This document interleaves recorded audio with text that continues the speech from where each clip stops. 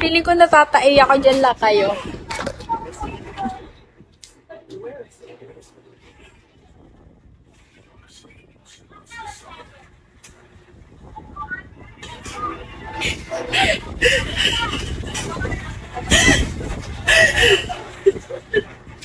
Ay, bakit po kayo umiiyak? Dumating na yung doktor kanina, anak. May resulta na yung test na ginawa sa tatay mo. Ano po sabi? Naapektuhan daw ng stroke yung utak ng tatay mo. Paralisado ngayon yung isang bahagi ng katawan niya. Po, pero hindi posibilidad pa rin naman gumaling siya, di ba? Padadaan naman daw sa therapy at gamutan.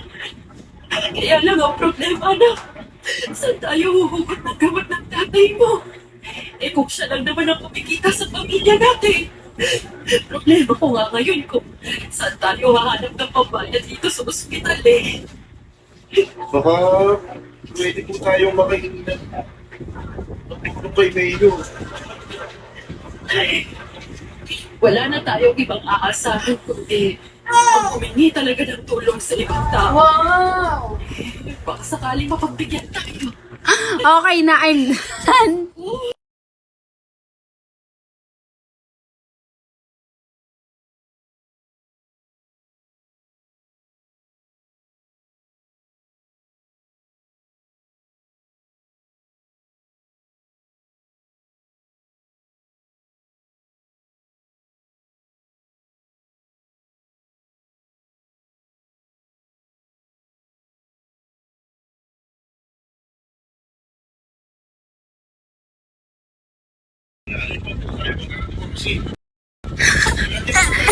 Ay, oy, mama niya, oy. Asikaso mo anak mo, kisti ka.